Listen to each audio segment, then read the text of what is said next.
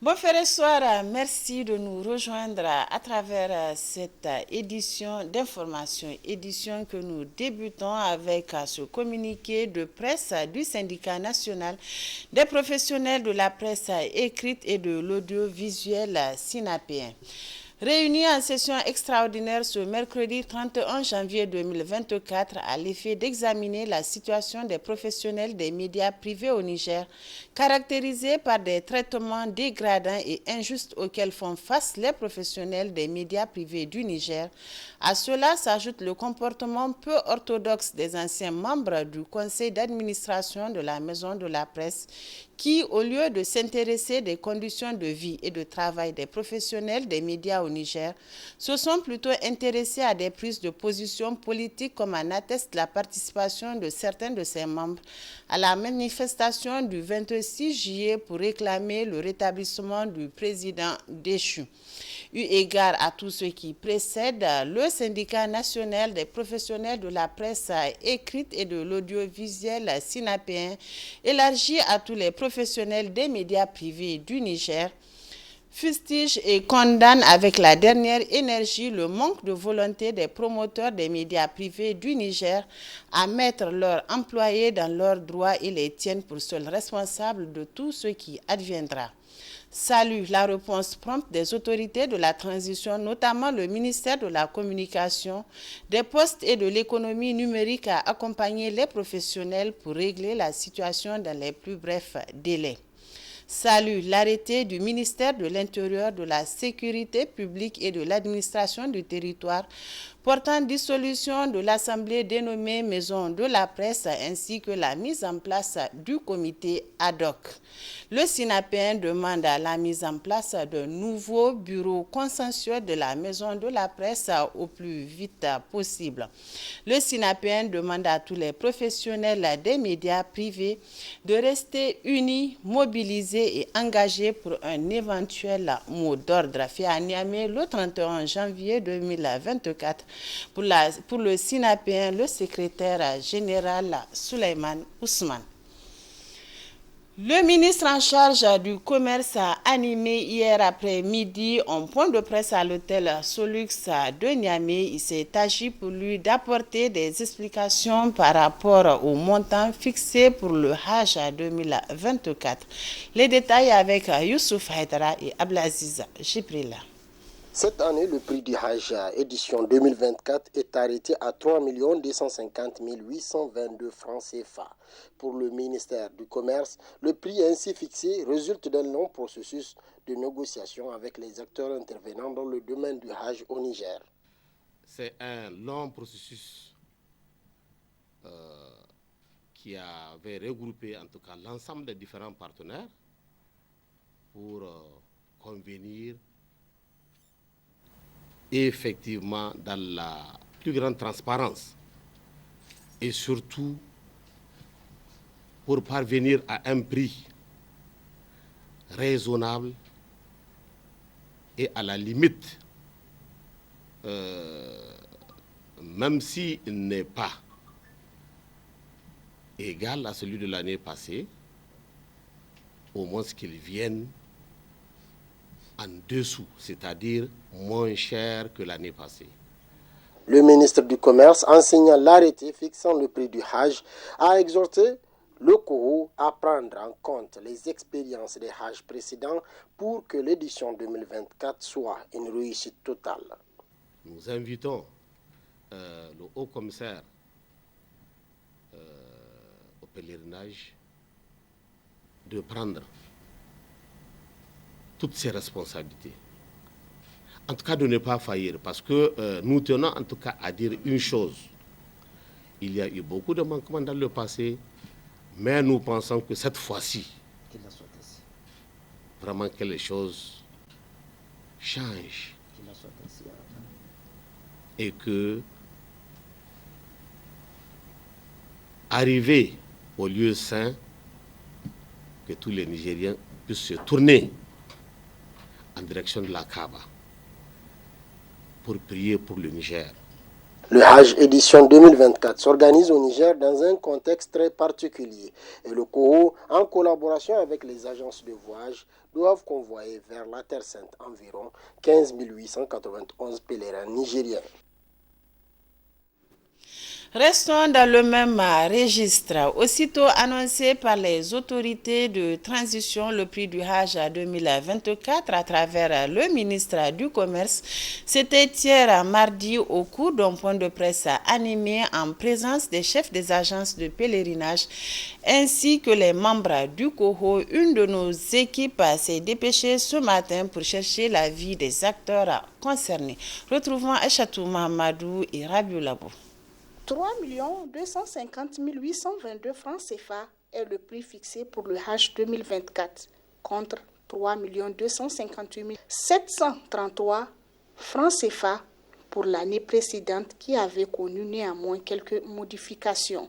L'annonce a été faite au public par le ministre en charge du commerce, une surprise jugée agréable pour certains chefs d'agence organisateurs du Hajj et de la Oumra. Le prix, alhamdulillah, fixé cette année pour le Hajj 2024 est pour notre part très très satisfaisant. Comme vous le constatez, vous l'aurez constaté vous-même, c'est un vrai soulagement pour les futurs pèlerins. Le prix a été revu à la baisse. L'année passée, il était à 3 280 et aujourd'hui, nous sommes à 3 250 822. Nous sommes à féliciter le Niger. Je dis bien nous sommes à féliciter parce que les pays voisins, le plus bas prix est à 3 500 000. Ça, c'est le fruit, les efforts fournis par le commissariat à l'organisation du Hajj. Et aussi les deux syndicats qui se sont réunis pour aller à la Mecque il y a 2 ou 3 mois de cela pour demander à revoir à la baisse le prix du Hajj du côté des prestataires saoudiens. Ça ne peut être qu'un sentiment de satisfaction. Parce que, vu d'abord la situation dans laquelle le Niger est plongé et la cherté aussi des billets et des hôtels au niveau de la Mecque, personne ne s'attendait à ce prix. Donc c'est même une surprise pour nous que ce prix-là soit à la baisse par rapport au tarif 2023. Compte tenu du contexte actuel du pays et le travail abattu par les différents syndicats du domaine et le Haut Commissariat en charge du Hajj et de la Oumra, COHO, pour aboutir à ce prix, ces agences souhaitent le maintien de ce même prix. Ils ont aussi émis le vœu que les avionnaires et les autorités de leur côté honorent leur engagement pour contrecarrer d'éventuels désagréments. Vous savez, chaque année, les difficultés qui se posent au niveau de l'organisation du Hajj sont de 2 ordres, le transport et l'hébergement au niveau de Mina. Nous pensons que de la manière dont ce problème de tarif a été résolu, le problème du transport aussi trouvera une solution positive. Et l'organisation du Hajj et de la Oumra, ce que nous attendons surtout, c'est la résolution des problèmes au niveau de Mina. Car tout le monde le sait, l'an dernier, cela a posé un véritable problème. La fixation de ce prix-là, il faut qu'on arrive à maintenir ces prix. Il ne faut pas qu'on revienne sur le système de l'année passée. On te donne un prix aujourd'hui, dans une semaine on le modifie, après on le change. En tout cas, dès l'année passée, on a assisté à au moins 2 fois la fixation de ce prix-là. Nous souhaiterons que cette année, c'est le bon prix et ça va jusqu'à la fin du Hajj. Merci. La fixation du prix du Hajj 2024 à 3 250 822 francs CFA est ainsi soulagé. La crainte des agences intervient à 3 semaines avant la clôture des inscriptions au système saoudien GAO et à 5 mois de la tenue des rites du Hajj, 5e pilier de l'islam. La représentation de l'UNICEF au Niger a procédé ce matin à la remise de 498 motos au profit de 48 centres de santé intégrés et 49 districts sanitaires dans 6 régions du pays. C'est le ministre en charge de la santé publique, des affaires sociales et de la population qui a réceptionné cette importante quantité de logistique. Les explications avec Aboubakar Amadou et Omar Boukari. 498 motos, c'est la composition du don mis à la disposition du ministère en charge de la santé publique par la représentation de l'UNICEF au Niger. 498 centres de santé intégrés répartis dans 49 districts sanitaires des 6 régions du pays, excepté Tillabéri et Difa, sont les bénéficiaires. Ce don vient renforcer le système de santé, particulièrement l'amélioration de l'accès aux services de vaccination, notamment chez les femmes enceintes et les enfants. La distance, l'éloignement ne doivent plus être un obstacle à la santé de nos communautés. Les motos que nous vous remettons aujourd'hui traduisent notre engagement commun à surmonter ces barrières et à atteindre chaque enfant avec les services de vaccination dont il a besoin pour une vie saine. Aux destinataires et futurs utilisateurs de ces équipements, nous voudrions tout simplement rappeler l'importance de rationaliser leur utilisation et recommander vivement que ces ressources continuent à être utilisées de manière stratégique, répondre aux besoins urgents et mettre l'accent sur une couverture maximale là où elle est la plus nécessaire. Ces motos d'une valeur de plus de 600 millions de francs CFA adaptées au terrain permettront d'améliorer la vaccination aux populations ayant un accès limité aux formations sanitaires. Ces équipements vont en effet contribuer à améliorer la santé des femmes et des enfants et constituent un important investissement en faveur de cette frange de la population qui occupe une position stratégique dans les priorités de développement de notre pays. Les capacités logistiques du programme élargi de vaccination qui couvre l'ensemble du territoire national sont ainsi renforcées avec potentiellement des bénéfices immédiats qui sont le rehaussement de la couverture vaccinale, la baisse de la morbidité et de la mortalité liée aux maladies évitables par la vaccination. Cette logistique vient renforcer l'existant et contribuera à la réduction de la morbidité et de la mortalité liées aux maladies évitables par la vaccination et permettra ainsi l'accès des populations aux soins de qualité. Cérémonie de remise de témoignages de reconnaissance ce matin à l'endroit du directeur général de l'agence de maîtrise d'ouvrage délégué de l'entretien routier, en abrégé AMODER. Ils étaient nombreux à assister à la cérémonie en présence du ministre des Transports et Équipements. Le compte rendu avec Mohamed Alpha et Lucas Ouga. L'instant est solennel, plein d'émotion et de joie en ce mercredi 31 janvier 2024. Après avoir passé 4 années à la tête de la direction générale de l'agence de maîtrise d'ouvrage déléguée de l'entretien routier AMODER, Gouzaï Awali, puisque c'est de lui qu'il s'agit, vient d'être honoré par le ministre en charge des Transports et de l'Équipement. Il lui a été décerné un témoignage de satisfaction pour le service rendu à la nation.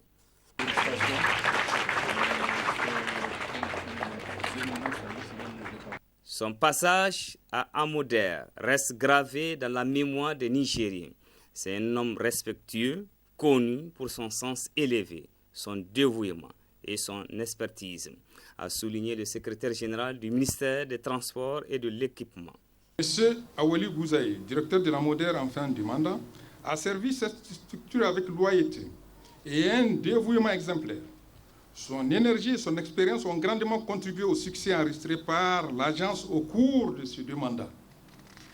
Je voudrais aussi rappeler qu'en sa qualité de tout premier directeur de l'AMODER, il a su par son professionnalisme et son savoir-faire relever les défis d'installer l'agence et de la rendre opérationnelle, malgré les contraintes et les difficultés pour les structures nouvellement créées.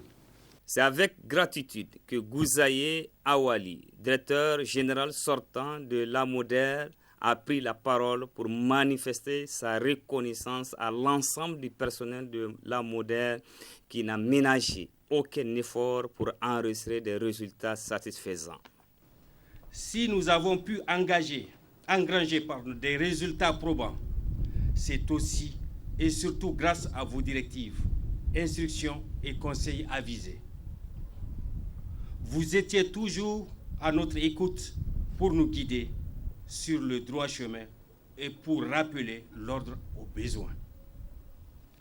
Je saisis aussi cette opportunité pour dire merci, Monsieur le secrétaire général du ministère des Transports et de l'Équipement, ici présent pour sa disponibilité permanente et sa promptitude à répondre à nos sollicitations.